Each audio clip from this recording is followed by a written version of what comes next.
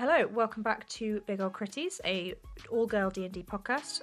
My name is Emily and I'm your Dungeon Master / host, and as always I'm joined by three lovely ladies. Hi, I'm Laura and I'm playing Seraphis. Hi, I'm Rena and I'm playing Gwenera. Hi, I'm Hannah and I'm playing Serwyn. Okay, so where we last left off, you guys were in an empty chamber. Nothing out of the ordinary in this room except there were bodies scattered about, no signs that you can tell so far of cause of death.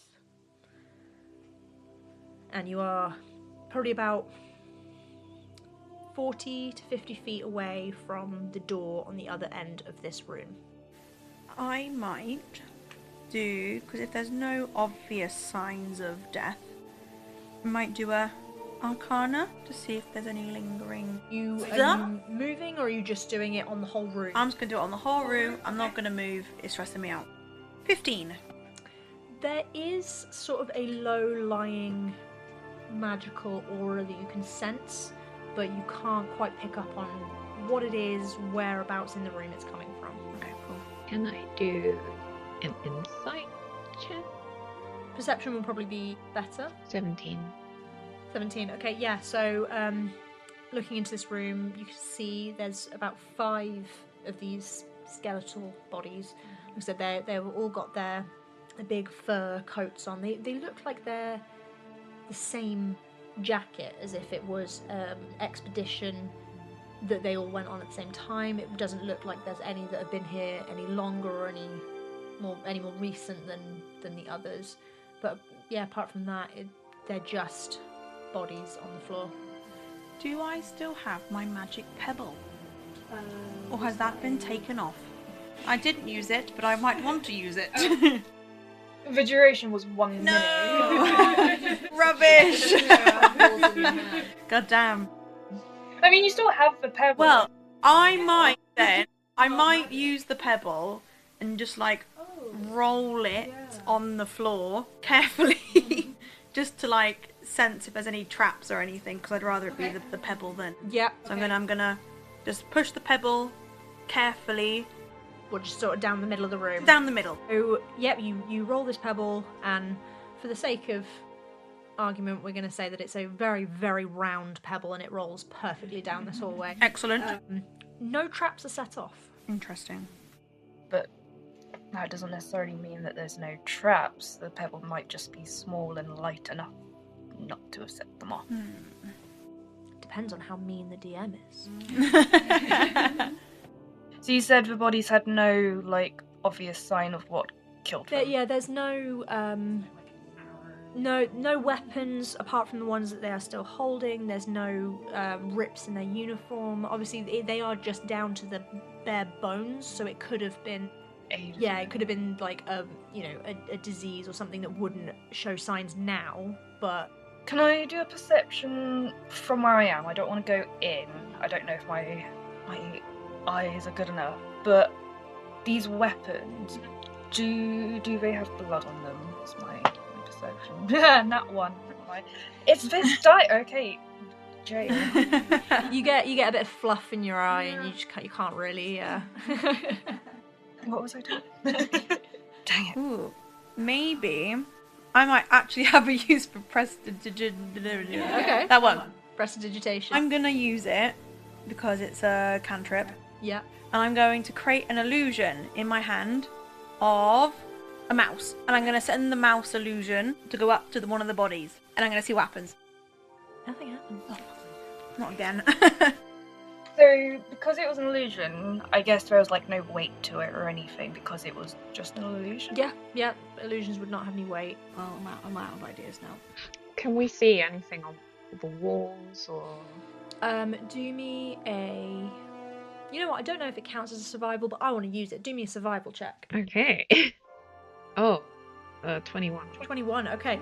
Yeah, so looking along the walls, there is no holes in the walls that darts could come out. There's no panels that look like they would have traps in them. There's, on the floor, you can't see any sort of slabs that look out of place. It is, by all intents and purposes, a room with just solid walls. I grabbed one of the bodies. You're gonna go up to one of the bodies. Okay. Yeah, you approach this body, and suddenly you hear clicking of bones. Oh, I knew that was gonna happen. It stands up, and it's kind of, it's creaking, and it's kind of, it looks like it hasn't moved in decades. It sort of pulls itself up, and you are now face to face with this sort of skeleton creature, and as it starts to rise, as do the others. I'm gonna freak out a little bit. You gonna freak out a little bit? Yeah, I'm gonna freak out a little bit. That's what I'm doing right now. I had a bad feeling this was gonna happen. Are they coming at us, or are they just like chilling? They have sort of, I don't want to use the word erected. They have arisen, and they are sort of, it's almost like they're putting themselves together, and then they notice you and they start to sort of slowly come towards you. I'm kind of picturing it like in the Silence of the Library episode of Doctor Who. Oh yeah. You know, they're slow, but they're. Are we sure they mean us harm? Hello. Like they haven't attacked.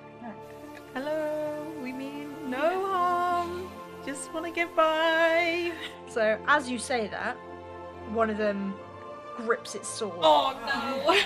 And it kind of very awkwardly sort of starts coming towards you, and we need to roll initiative. Can we just like push him over? Oh, you're joking. Not using that one again. That was 1. 15. 5. I'm not using that little one again. To die fail you go. So, yeah, Laura, it is your go. Okay, I think I will use spiritual weapon. Oh, I love spiritual weapon. Well, that's a bonus action. Yeah, so you can use that and do something else on your turn. Well, yeah, spiritual weapon, you create a floating spectral weapon within range that lasts for the duration or until you cast the spell again. When you cast the spell, you can make a melee spell attack against a creature within 5 feet of the weapon. On a hit, the target takes force damage equal to 1d8 in your spellcasting ability modifier. So that'd be 1d8 plus 1 then for you. So I'll do that, and I will use my quarterstaff. So this first. Yeah, so what form is your spiritual weapon taking? With what weapon do you want it to? It doesn't really matter, it's just flavour. But I think like a huge scythe. a scythe, nice. Ooh, that's pretty cool. Okay, so 11. So 11 damage to the one closest to you. And my quarterstaff, 1d6, 5. Another 5 damage to the same one. Ooh, I like that spiritual weapon. It's good, isn't it? So, the one you just hit is gonna take a swing back at you. That is gonna be a 4 to hit. So I'm assuming not. And that one's go done. So Brenna. I am going to draw my staff, and I'm going to use my bonus action now to cast the cantrip Shillelagh. So the wood of the club or quarterstaff you're holding is imbued with nature's power. For the duration, you can use your spell casting ability instead of strength for the attack, which is nice because my strength is +0. And for the attack and damage rolls, for the melee attacks, and the weapon's damage dice becomes a d8, except it's a d10 because we're level 5, which is very nice. And the weapon is now magical. Cool. Okay, so you're gonna. I'm gonna bonk it. I'm gonna bonk roll it. for bonk. 17. 17 definitely hit. Nice. Okay. 13. 13 damage. Okay, is that your turn? That is me. then. Okay, so it is the next one's turn, one that you just hit, and it is going to try and go back at you. That would mean 18 to hit. Wow. Yeah. Okay. 1 damage. Oh, ouch. Horrible. They are just sort of skeletal husks. You gotta give them a break. Okay, so then the last one is going to go for Hannah. That's a 6 to hit. Yes. So it just kind of like, it lunges towards you with its weapon. It just kind of like misses. They're not like the skeletons for. It's going to be again an obscure reference. They're not like the skeletons from Spy Kids 2. Oh yeah. They are. Those ones were much more competent. Yeah. These ones are literally just sort of shambling. Yeah. So there's 3 skeletons, isn't it? There are. Okay, so I'm going to do Scorching Ray. I'm going to, because that generates 3 rays of fire, and I'm going to do 1 each. Perfect. Share the love. Share the love. So I'm going to roll to hit. Okay, well that's a very high number. 24. 24 to hit. Yeah, that hits for the first one. 20, dirty. That hits the next one. Oh my god, 24 again! Christ! God damn. I might have to steal that dice. What's the one you made? Is the pink one? it? Yeah. Go follow the dice switch on Then Instagram. each take 2d6 damage. Yeah. So the first one is gonna take 9. Then the second one is gonna take 8. And the third one takes 7. Damn, that was a pretty good roll off me. Made up for the stinky one I had earlier. Jesus Stinky Christ. one. Okay, so back to the top of the round, and it is Laura. Can I still use my spiritual weapon? Yeah, so your spiritual weapon, I believe... Okay, so yeah, as a bonus action on your turn, you can move the weapon up to 20 feet and repeat the attack. So, yeah, you can use that as your bonus weapon. A bonus attack, sorry. Well, it says my staff of healing is 1d8 bludgeoning. That kind of goes against the whole healing thing. I guess. But I'll do that. You're gonna just give a whack with your... Yeah. So roll to bonk. Old bonk. That should be on a t-shirt. So I got a dirty 20. So dirty 20 to hit, yeah, that hits. So 1d8 of damage. 6. Then yeah, so your spiritual weapon can float over to. Do you want it to hit the same one, or do you want it to hit a different one? I'll hit another one. Okay, so we'll go for the one that's currently engaged with Brenna. Congratulations. Oh, thank you. I'm very happy. 8 plus my spell casting 9. So 9 damage to that one. Lovely. So it is going to be the skeleton's turn. For anyone interested, they are called Quiet Souls. Aww. It sounds cuter than it is. Okay. Oh, that is going to be a 2 to hit Brenna. No. So yeah, that's that one's turn, and it is your go. I think I did this before. I can't remember. I think it was a history. Can I do history to see if I know? I'm going to say either history or arcana. I mean, arcana gives me +9 instead of +6, so I'll go arcana. So I want to do a cantrip that's a necromancy cantrip, and it does necrotic damage, and I don't know if, because they're dead, I don't know if that would make them immune or make that Okay, work. right, so roll your arcana. 21. Okay, yeah, so despite the fact that they are undead, they are not immune or resistant to necrotic damage. Because we don't have visual, I just did a little shimmy of excitement. I'm going to cast Chill Touch. Nice. Channeling the chill of the grave, make a melee spell attack against a target within reach. On a hit, the target takes 1d10 necrotic damage and it can't regain hit points. Although it's 2d10 instead of 5. 14. 14 does not hit, unfortunately.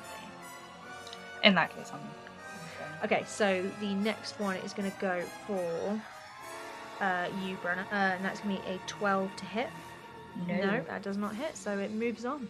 Again, it lunges towards you. They're still, like, figuring out how to be steady on their feet. They're still kind of putting themselves together, and it lunges. It takes a while to get it up. It does take a while to get it up. Yeah. Yeah. This is a very serious, child-friendly podcast. Oh yeah, we threw that out the window with the Tinder references at the beginning. Okay, so the next one is going for Hannah. Great. And that's going to be 16 to hit.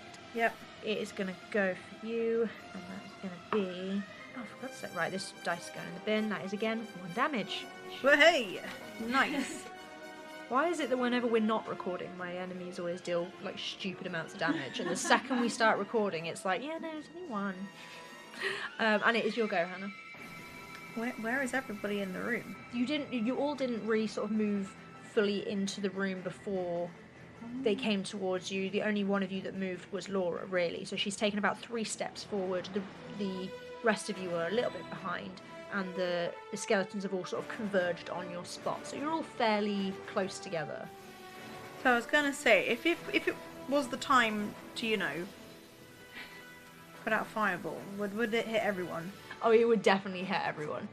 There's never a room big enough for fireball. But it's so fun. Let me rethink my strategy. I think I'm going to do a level 2 thunder wave. A wave of thunderous force sweeps out from you. Each creature in a 15-foot cube. So I might like take a step just so Laura's not in the way. Each creature must make a Constitution saving throw. So I've got to roll Constitution save for all 3 of them. Wow, that was I got a nat 1, Nice. a nat 20, Oh. and a 19. So 2 of them are going to succeed, 1 of them's going to fail. So on a failed save, the creature takes 2d8 thunder damage and is pushed 10 feet away. Oh, okay. That's 13 damage. Okay, so 13 for 1 of them. And then on a successful save, the creature takes half as much, so half of 13. I don't need to calculate for this, but it is the weekend. So that's 7. So they both take 7, and they aren't pushed. Okay, so the one that's that failed is pushed 10 feet away from you guys. And the spell emits a thunderous boom to 300 feet. Boom. We'll add sound effects in later. And that's it. Oh, hang on a minute. Did I say it was level 2? Or was it a level... Level 2, you said. Oh, shit. It was 3d8. Never mind. I've done a level 1. Can't go off to go back and do it again. There we go. It was a level 1. So, back to the top of the round. So are they almost dead, or...? They're not looking good. Okay, so I still have my spiritual weapon. Yep, so that can, again, you can use your bonus action to go and send your spiritual weapon to go and hit one of them. Okay, and I will... I'm just doing the same thing, I'm just going to hit it again. Dirty 20. Dirty 20, lovely, so that definitely hits. And then 1d8 for that. Yeah, 1d8 plus 1. 4. That's 4 damage to that one. And then spiritual weapon, 9. Right. So the one next to you, Laura, is going to retaliate. And that is going to be a 13 to hit. Yes. So it's going to sort of swipe at you with its... this one's got a mace. It's going to swipe at you with its mace. And that is going to be 7 damage. And that is its go done. So Brenna. So there's still one bind. Yeah. I'm just gonna try and bonk number 1 again. Yep. 17. That hits. 1. Oh, plus 3. 4. Okay, they are not looking good. Oh, okay. So that one is going to go for you now. The one you just hit, and that's going to be a 15 to hit. That does hit. So again, it's going to swipe at you, and that's going to be 3 damage. That's still not too bad. Now the one that is nearest Hannah is going to go for you, Hannah. Oh, great. And that is going to be 11 to hit. Oh, meets it, beats Beats it, beats it. Okay, so it's going to swipe at you for 7 damage. Wow. That's a bit rude. They're not polite creatures. And it's your go. Awesome. Right, well, that one who just attacked me, I'm going to do poison spray. Okay. I send my hand towards a creature within range, which he is because he's next to me, and project a puff of noxious gas from my palm. The creature must succeed on a Constitution save. Oh, that's going to be a 17. Boo. Does it take half damage? Nope. No, that just doesn't work. It just went... Okay, so we are now back to the top of the round. Okay, I have found something on D&D Beyond. Exciting. It says Channel Divinity Turn Undead. Oh, okay. Ooh. Present your holy symbol and censure undead creatures. Each undead of your choice within 30 feet must make a DC 13 Wisdom saving throw. If the creature fails its save, it has the frightened and incapacitated condition for 1 minute, and for that duration it tries to move as far away from you as it can. Love it. Okay, so they've... Are you directing this at all 3 of them? Yeah. Okay, only 1 of them succeeds. 2 of them fail. So they are gonna sort of visibly cower, and they are gonna basically turn tail and head as far away from you as they possibly can. They can, in this case, because the door to the next room is closed, they're gonna head out the way you came in. So because that's as far as they can go. They're going to go into the other room. Yes, they are now no longer in the initiative. Okay. Why didn't I see that before? Isn't Thingy in the other room though? She is, yeah, she can deal with those. And I still have my spiritual weapon. You still have your spiritual weapon, yeah, so you can go for the remaining Yeah, one. I'll hit the remaining 2. It's not looking good 4. for it. Okay, good. But it is its turn. So it is going to go for you, Laura. It's a 9 to hit, I'm assuming no. Okay, so Brenna. These ones that ran away, how long does that last for? Is there like a time? So with these creatures, they are essentially dead. If someone comes within 5 feet of them, they animate. After a while of no one being nearby them, they will return to that dead state. So by the time they've ran past everyone, give it a few minutes, they probably will just kind of... But I assume that we're going to have to go past them again to get back out, maybe, possibly. Gwenera thinks that that's the case. Would you say that Talia, she won't have wanted to be near them? They've gone away enough from her that they're not within 5 foot of her? Yeah, she has come into the room with you. She's just cowering in the corner rather than actually joining in the fray. So they have gone well past her. They're into the chamber that you were just in. Cool. I'm gonna go to the doorway because am I allowed to attack creatures that have gone out of initiative? Sure. Cool. Gunnar is going to go to the doorway and she is going to cast Ice Knife towards them. So she creates a shard of ice and she's going to fling it at one of the skeletons. 15 to hit? Hits. Oh yeah, so 8 piercing damage. The shard then explodes and the target and each creature within 5 feet of it must succeed on a dexterity saving throw or take 2d6 cold damage. So the one you hit with it, dead. So then it was a dexterity save, was it? Yeah. That was going to be 13. 14. Nice. Okay. 9 damage. Okay, yep, that's it. That's that one gone. Nice. They were down. So yeah, so the ones that ran away are gone. You are just left with the one that is currently in the room with you. And it is Hannah's turn, unless there's anything else you want to do on your go. No, that's good. I'm going to do Firebolt. Mm-hmm. So I'm going to hurl a motor fire at a creature. So the one that is in the room. Okay, that's 15. 15 hits. And then if it hits, because we're level 5, it takes 2d10. 8. It had 8 hits Yes! left. Come on. Okay, so they are all down. Okay, so they all just, well, I say they all, the remaining one drops to the floor and it goes back to being completely still again. And you are free to go into the next room. Is the door already open? It is not open, but it's not locked. Who wants to go first? May I remind you, I approached the dead bodies Who's first. got the most health left? I'm on 39. I've got 31. I'm at 39, but I have an idea. Can I cast Find Familiar? And that familiar is going to be a spider that I'm going to... It acts independently but obeys my command. I'm going to do the telepathic connection thing where while your familiar is within 100 feet of you, you can communicate with it telepathically. Additionally, as a bonus action, you can see through the familiar's eyes and hear what it hears until the start of your next turn. So I'm going to ask it to assume...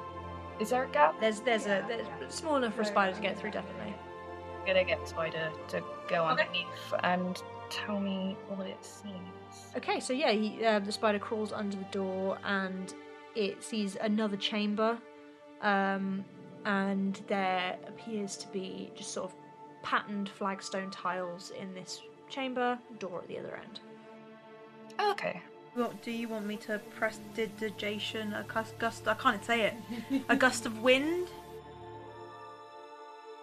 Yeah, rather than touching And it. I'll do that. Okay, yeah, it opens. Nice. Better safe than sorry. It was a simple door. Good thing it was push, not pull. We'll say, for the sake of it, it swings both ways. Okay, so as you go into the next chamber, you notice that the floor is covered in these stone tiles. They, again, are laid out in a grid, but this time they're embossed with different symbols. There's a lightning bolt, a star, a crescent moon, a sun, and a spiral.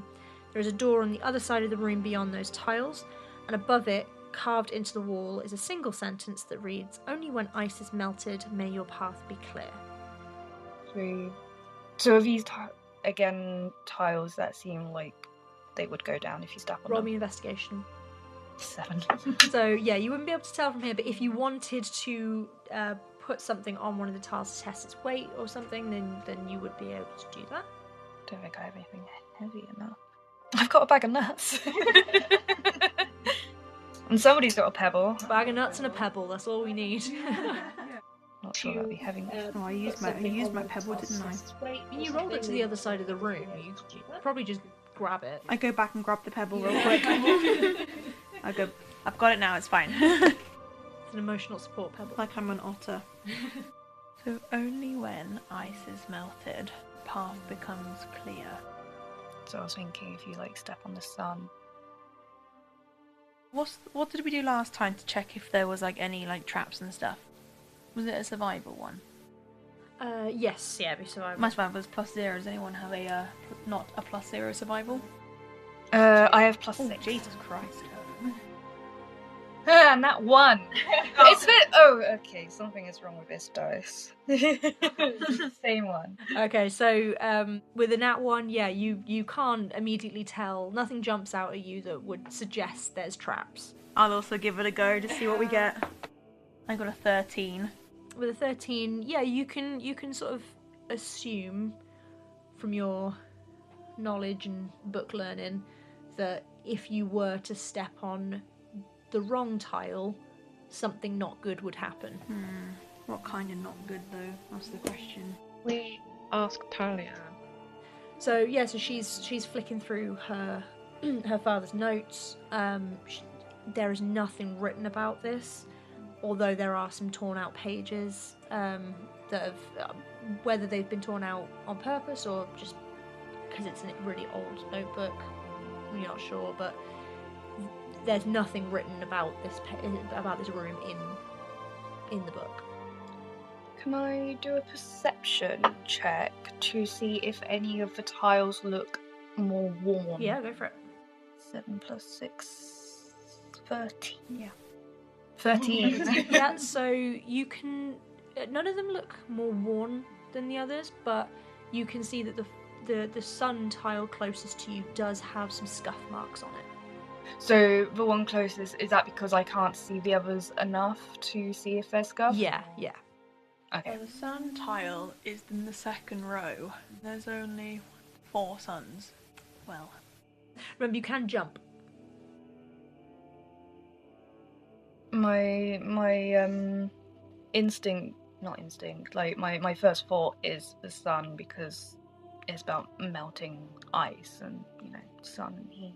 does But anyone have anything heavy? There are also a couple of quarterstaffs among you if you wanted to give any of the tiles a little poke. Oh yeah. okay. Yeah, I'm gonna poke it with a The stick. sun one, okay. I'm gonna reach over. Do I still technically? No, it doesn't matter. Okay, so you reach over with your quarterstaff, you give the tile a poke. Are you giving it quite a hard poke or just tapping it lightly? I want to give it a hard poke because I'm remembering the tiles from before. Yeah, okay, so you give it a bit of a prod. Nothing happens. Okay. It doesn't move. It doesn't. Nothing happens. Maybe it needs like a actual like living thing. Can I tell the spider to go onto it? Because I've still got the spider. Yeah, you can. It wouldn't be able to jump that far, but if you were to put him on your quarterstaff, he could crawl down onto it. Yeah, or that. I was like, can you like climb up around the wall? onto it. But yeah, no, quarterstaff. Yeah, so your spider crawls down onto the tile. Again, nothing happens. Your spider is fine. Can I light my torch, see if something happens from warmth and heat? Yes, you light your torch again, nothing happens. I kind of want to poke another tile, but I'm scared. I am scared. Which tile would you like to poke? Well, we reached over to the second row to poke the sun, so I might be keen for the diamond one. The diamond, okay. So again, are you doing a hard poke or a light tap? I'm going to give it a medium poke, just to sense how much force we actually need to push it. So you give it a medium poke with your staff, and the slightest bit of pressure, the tile crumbles. Oh. And you can see down into just this bottomless... Oh, we've got to be poking all the... We should be poking all the tiles then. Unless that means that it's like the game we have to like tap the thing and then it all breaks. You referencing Squid Game again? No. It's like a little board game, you know, it's like the thing and you have a little hammer. You have to like... I don't know. It's like Jenga-esque. Okay. If like you break the thing, the whole tower goes. Sounds So if like we break all of them, will the sun one just like be floating on its own, or will it just like all collapse is what I'm worried about. I feel like someone should step on it. I don't know if that should be me. Like I said, the spider is on the sun one and nothing bad is happening. Is there a sun one in the next one over?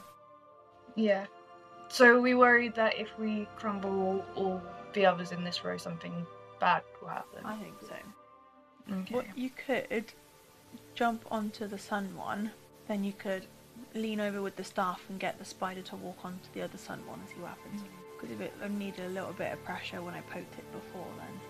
Yeah, you get the impression like the second it sort of touched the tile, it started crumbling away. You barely needed to put any pressure on at all. I've got a bag of nuts. Should I start throwing them? I'm wondering how quickly, if I jump onto it and it crumbles, how quickly could I react and cast a spell? Depends on which spell you'd want to cast. Misty Step for teleport. You know what, I would allow it. I would allow it. If you stepped on the wrong tile and you started to fall, I would allow you to cast Misty Step as you fall. I do that then. I am going to jump onto the sun. Okay, you jump onto the sun, nothing happens. Am I able to reach over with my staff? Will it reach? Yeah, that's you'd probably be able to reach that one, yeah. So you wanna give it a prod?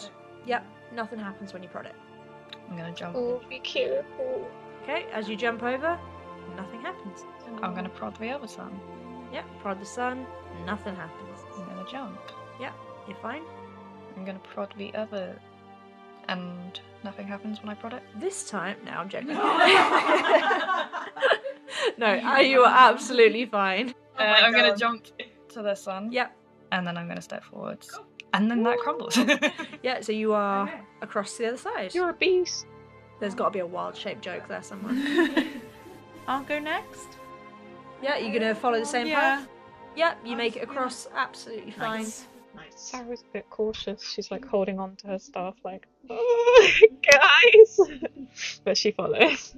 Yeah, and you have all made it across absolutely fine. Nice, and Talia. And Talia joins as well. Okay, so having successfully navigated the puzzles and traps set to deter people from entering, you finally find yourself standing in the centre of the lost city. Oh, nice. You are instantly struck by the grandeur of the ancient architecture, towering stone structures, weathered by time and ice, yet still somehow majestic. And they rise to touch the ceiling of this enormous cave. The intricate carvings of an ancient people depicting scenes of a lost civilization. In the heart of the city, a grand plaza unfolds before you. And it's this vast open space. At the centre of this great space stands a towering statue of a long-lost deity. Its features are eroded, but still it seems powerful, like this god that the statue is depicting was worshipped a long time ago. The statue is surrounded by a shallow pool of crystal clear water, reflecting prismatic lights and colours from the ice that are bouncing off the walls in the cave. And in the distance you hear the soft trickle of water on stone. Ethereal wisps of snow are blown about by an invisible wind, and they sort of seem to dance around you. And the crisp air is filled with a soft crunch of snow underfoot as you enter further and further into this once thriving city. Distracted by its splendour, you realise you've neglected to notice the gruesome sight ahead of you. 4 bodies in varying states lie in the snow just past the fountain. They're all wearing matching coats, bearing the same badge. You recognise it as the crest of the University of Winterbourne. As you go to inspect them, you notice they each have a surname label sewn into the front of their coats. Oh no. Hamlin, Decker, Emlyn, and Rue. And Talia's face just drops. She seems really pale. And she says, "This was my father's expedition team." And she inspects one of the name labels and says, "I thought they hadn't made it to the site, but they must have found it. Why did my father lie to me?" And a look of fear spreads across her face as she stares at the bodies. Before long, you realise the same thing that she has noticed. During your time travelling, Talia had regaled you with tales of her father's last expedition. Not including himself, there were 5 team members, and here lie only 4 bodies. The professor's wife, Talia's mother, is not among them. Ooh. So Talia stays fairly quiet while you explore the rest of the city. Her father had told her that her mother had died along with the rest of the team. He'd been insistent on it, but perhaps he was wrong.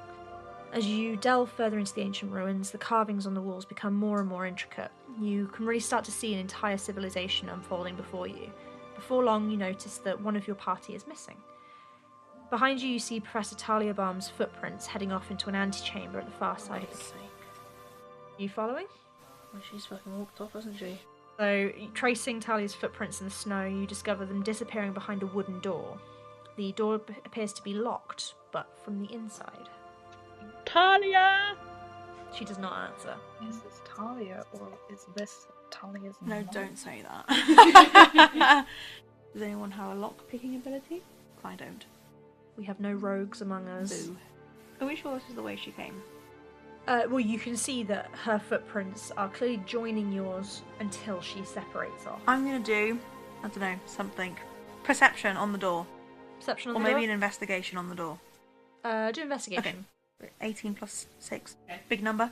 Oh yeah, okay. Yeah, so nothing seems particularly out of the ordinary about this door. It's intricately carved, but everything else in this cave system in this city seems to be the same. It seems like a fairly simple lock, just sort of like a latch from the inside, but without a key, there's no way of unlocking the door from this side, or a lock-picking kit. Can we bash the door in? My brain immediately goes back to the spider trick. Can you send your spider in through the keyhole? Yeah, he's still with me because he hasn't died. So, is he? Yeah. Yeah, you're gonna send your spider in. Yeah. Okay, so you send the spider in, and through his eyes or her eyes, I assume, you see Talia on the other side of this door, and she seems to be stuffing something into her bag. Oh dear. I told you, we shouldn't trust her.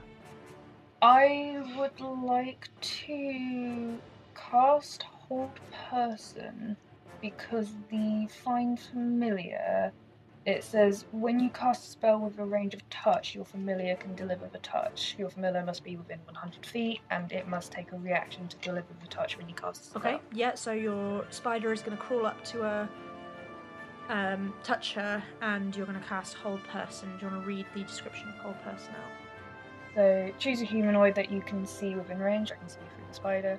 The target must succeed on a wisdom saving throw or have the paralyzed condition for the duration, which is up to a minute.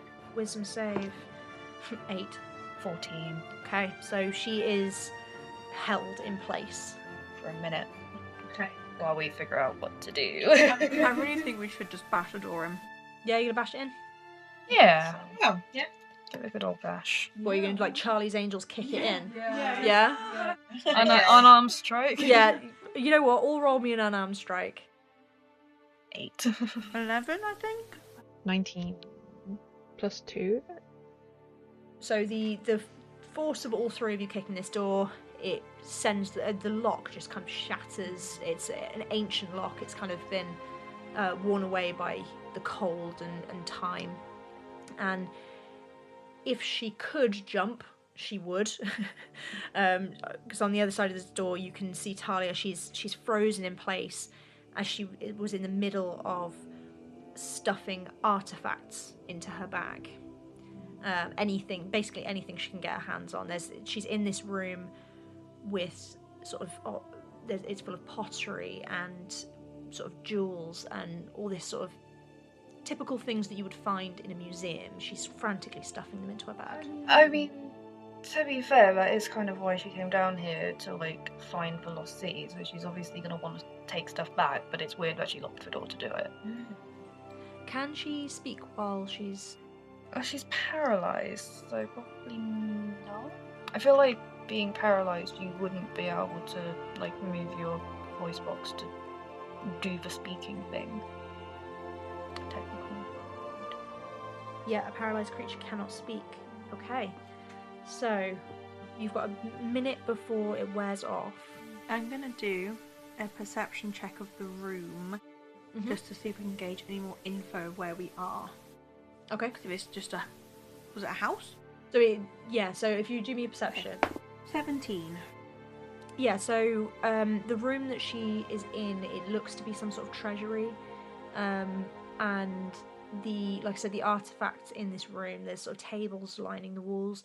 There's ancient pottery and sort of urns and jewels and medallions and basically everything that you would... that this old civilization viewed as valuable, they sort of kept in this room. And you can tell that the door used to be a lot sturdier. You can you imagine, judging by the contents of the room, that it would have been guarded back in the day. It's everything in this room has, or at least did have, great value to the civilization that lived here.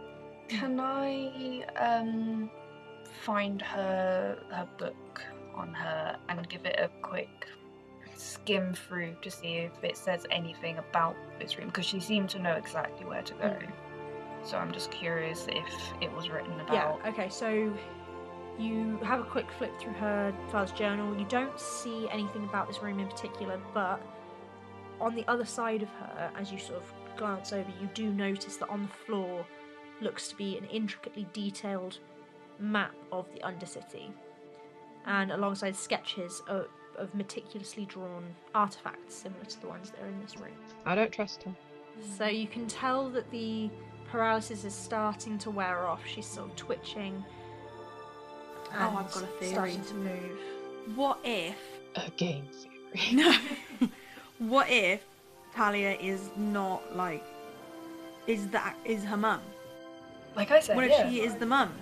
Yeah, that's what I was thinking. Because she would obviously know where things are because she's been if there the before. body wasn't there, where's the body? Maybe we should restrain her for when the spell comes off. Oh, Anyone yeah. have any... I do have mine rope. earlier. Oh, I did not use mine because I didn't need to. I fell. So yeah, I'll use the rope to. Yep, okay, tie her so you're going to tie her up, and as you sort of finish tying the last knot, the paralysis wears off, and she starts just frantically trying to explain herself, and she says, it's not what it looks like, I promise, it's not what it looks like. What is it? And she sort of sighs, and she says, look, I never wanted to be an archaeology professor. My father pushed me into it, and I didn't have the heart to tell him I wanted to do more interesting things with my life, but then I realised how much money there was to be made in the world of black market artifacts. It started out just as a, odd bit of pottery here and there, things no one would even notice were gone, but then my father's medical bills started rising, and those artifacts were just sitting there in a stupid museum, and she starts to go frantic, and you can hear the panic in her voice. She says, and they were going to get here first. I couldn't let that happen, and their fire was going out anyway. And Talia is cut off mid-sentence by a noise that none of you have ever heard before, echoing through the ice caves. A low guttural growl that seems to resonate from deep within, like the rumbling of thunder mixed with the cracking of ice. The noise is interspersed with sharp, piercing shrieks that slice through the silence like a cry for help. As you all stand in the silence, listening to this sound, the hairs on the back of your neck stand on end, the sound creeping its way under your skin and sending shiver down your spine. It's a haunting, echoing sound that seems to come from everywhere and nowhere at once. Oh my god. And that's where we're going to end the episode. Oh my my god! I got goosebumps for real. Good. That was my intention. Damn. Whoa. Dang, what a plot twist. Yeah, so that's the end of the episode. And as usual, if you enjoyed the episode, please consider following us on our socials, Big Old Critties on Instagram and big.old.critties on TikTok. Thank you for everyone for tuning in, and we hope to see you come back for next week's episode. And as always, big shout out to Pocket Bard app for providing all our music, not sponsored, but hopefully they'll consider it. And final shout out goes to my partner Dom for writing us the fab theme tune as always, and we will see you next week for another titillating adventure.